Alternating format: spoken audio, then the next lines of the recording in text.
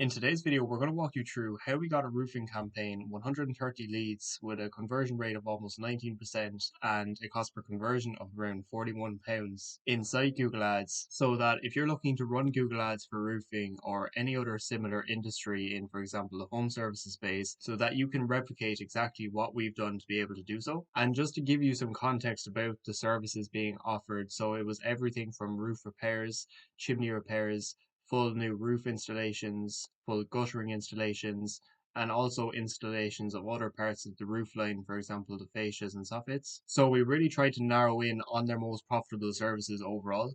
And what I'd first say about when it comes to running campaigns, for example, roofing, is that if you offer any much smaller services that you know isn't worth anywhere near as much as your core services, then I wouldn't recommend running those as ad groups, for example, because I see a lot of roofing campaigns that would still have gutter cleaning ad groups, but those jobs are obviously worth nowhere near as much as more or less all the other services that they offer. So that's the first thing I'd mention as well, is that you always want to look at what are your most profitable services and revolve your campaign around those. And this company is based in the UK and covering around the Manchester area. And like any other service based business, the goal was simply to just get more leads and phone calls coming in. So of the 130 conversions, there was about 97 of them were phone calls. And we really tried to focus on phone calls as much as possible for this campaign as well, because we noticed that in general that phone call inquiries usually have the highest intent and turn into jobs as well at the highest rate. So we really tried to focus on phone calls, but also got some form submissions as well, which we'll walk through. And now the campaign type in this case was actually quite unique because we ended up running a call only campaign since we wanted to focus mainly on phone calls. So I don't have the entire ad shown here because their actual phone number is being showed. But as you can see here from one of the ads in this chimney repair ad group, you only have two headlines and two descriptions to work with, which is the main difference when it comes to running call only campaigns. But this was unique in the sense that we still ran the ads to a mobile landing page. So we could still get phone calls or form submissions from the landing page itself for those that wanted to go to the landing page to learn more. But a lot of the leads from this campaign came directly from clicking on the call button on the ad itself. So that's why we were still able to generate mostly phone calls, but we were still able to capture those leads that, for whatever reason, didn't want to call directly. And we've just found that unique approach to work quite well in a lot of cases where we try to focus on the phone calls as much as possible, but we still have the option there to fill out a form as well. So that way we're not missing out on any potential leads that would be interested but just simply can't call at that moment in time. Now, just to touch on the bidding strategy that we were using as well, as it's one of the most common questions we get asked when it comes to running Google Ads in the first place, is that we have a target cost per action of £40 set, meaning our cost per lead is around the £40 mark, which we're always trying to get down month after month, the more we optimize and bring down our cost per lead. But we'd always rather set a target CPA for a number that's similar to what we're already paying per lead. So we're being as flexible as possible with Google and not bringing the campaign to a halt overall and just not spend any budget. Because if we had this target CPA set to, for example, £25 and we don't have data of getting leads for £25 inside the account, then Google would simply just stop spending the budget because it wouldn't be able to get us leads for that amount and simply wouldn't know what to do. And daily budget wise as well, it's set to £80 a day. So with this target CPA of about £40, the idea is to be able to get at least two leads on average per day. But in the beginning with this campaign, we actually had the bidding strategy set to maximize clicks. The reason being is that we've always found that bidding strategy to be the best for gathering as much relevant conversion data early on. And once we had about anywhere from 20 to 30 conversions, usually the more the better. The more conversion data you have, the less risk it runs when it comes to switching over to maximize conversions. But at the same time, we've seen success with campaigns that only had about 20 conversions before switching over, but ideally close to 30. You want to just get that number of conversions as early as possible. And then that allowed us to switch over to maximize conversions. And then once we got to the point where we had a good, consistent cost per lead coming in, that's when we set the target CPA. And the goal with that then is to always continue bringing that cost per lead down slightly each month. Now, what we found works really well, especially with this campaign, is the ad group structure. So what we did at first was we had separate ad groups for all the different services that they offer. But as you can see here, we have a lot of these paused now. In some cases, there were services that they simply didn't no longer wanted to run ads for, like the gutter cleaning that we had mentioned earlier on inside this video.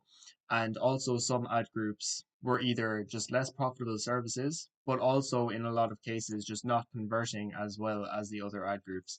So that's the advantage of running a lot of ad groups for the different services that you offer, is that you can quickly narrow in on the services that are performing best for you and giving you the best cost per lead, and focus all of your budget on the ads that are converting best and pausing those ad groups that aren't performing as well and aren't giving you the same cost per lead. So as you can see here in terms of services, we have ads running for the chimney repair, gutter replacement, new roof, and roof repair. But what we added in then more recently was also location specific ad groups, because we noticed that for roofing, a lot of the time people will be looking for a roofer in their specific location. So we were covering the whole Manchester area as a whole, but there's also a lot of smaller areas within that city. And the idea is that if somebody is searching for a roofer in one of these places, and instead of just seeing a random roofer near me ad, they see an ad for roofer in that location, then they're naturally going to be more likely to convert on our ad because our ad is a lot more specific to what they're looking for, and they're going to feel like they're in the right place when they see our ad,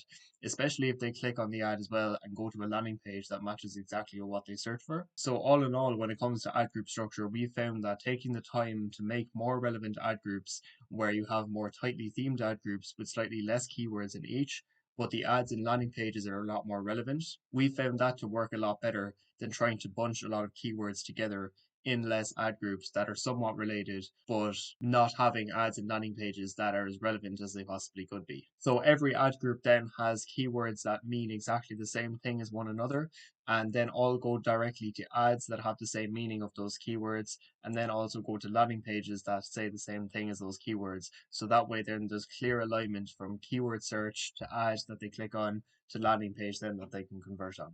And just to show you what some of these keywords look like for the ad groups that we're running then, for example, in the chimney repair ad group, you can see here that the keywords are all tightly themed to one another. And all of these keywords mean more or less the exact same thing with the chimney repair near me UK, chimney repairs, chimney repair near me, who repairs chimneys, and so on. And what we like to do as well with our keywords inside this campaign is run exact match keywords only for the most part, and that's what I'd recommend running as long as the keywords you're targeting in the location that you're targeting has enough search volume to allow you to do so. So if you're able to get enough traffic with exact match keywords only, then I'd recommend doing so if you're offering specific services like this, because for the most part then you don't need to worry about getting clicks from irrelevant search terms that we're never going to convert in the first place. But on the other hand then, if you are struggling for search volume and need to open up your keyword targeting a little bit, I would look at some of the most high buying intent keywords, for example, chimney repair near me, chimney repair near me UK, and add some of those keywords as phrase match. So that way, then you're able to increase the amount of impressions you're getting from your highest buying intent keywords. And then at most of the search terms you appear for under that, there'll be less irrelevant search terms because it's a longer tail keyword that you added as phrase match. And for this campaign as well, it was also important to focus on assets, because call only ads like we're running in this campaign are naturally smaller on the page when you go to search for an ad on Google compared to your responsive search ads. So we really needed to make sure we were running all of the relevant assets to make sure that our ads were as big as they could possibly be. So that way we're still increasing the likelihood that they would actually be clicked on. And for any roofing campaign or other any similar service, I'd almost always recommend making sure you have your image assets added, and for those photos of, for example, the vans like we have here are really good for trust and authority. But even if you had photos of team members, that works really well as well. Business name and business logo, then you want to add once you have your advertiser verification complete. I'd also recommend adding site links to your different landing pages, call outs, structured snippets. And if you're running responsive search ads rather than the call only ads, then I'd add in a call asset as well. So that way, then, if you're not running your call only ads, people will still have the option to call you directly from the ad if they see your call asset appear. And just to give you the main insights as well that would be on the landing pages. Now, this isn't the exact page because the actual landing page has their own company details. The layout would still be more or less the same with their logo up the top here, with trust factors up the top as well. And we have a call button here instead of the button to get a quote. So we're still trying to get the phone call, but trying to add that trust into the landing page to make them want to call if they didn't want to call directly from the ad. So a headline then that matches up with the keywords and ad copy of that ad group. So for example, if they had searched for roof repair and clicked on the roof repair ad, we'd obviously want to make sure where it says the artificial grass installation here that it says roof repair. And then also have an offer underneath with the clear core benefits. And as we mentioned, then they'd have the option to fill out a form here. And apart from that, then the main aspects we had included are testimonials, so usually 3 of their best 5-star reviews from Google work best. And you can have another call button down here. And on this landing page as well, you don't even need to have that much extra details. You're really just trying to make it clear that you offer what they look for and that they can trust you. And we found that for roofing, especially, apart from that, instead of having a lot of text like we have here, having some before and after photos from projects with another call button down the bottom of the mobile landing page will work well. And because we were running a call only campaign as well, it was only a mobile landing page that we needed to have optimized, so we didn't need to worry about the desktop version of this. Now, I hope this video helped and gave you some clarity on what you can do inside Google Ads if you're looking to get more conversions like this for your own campaigns. And if you do have any questions about anything we mentioned inside this video or anything else related to Google Ads in general, feel free to leave a comment down below. And if you are a service-based business looking to further refine your own campaigns, feel free to have a look at the link in the description. And if you do like this Google Ads related content as well, feel free to leave a like and subscribe to the channel, as we'll be posting all things related to Google Ads here daily. And hopefully we'll see you inside the next video.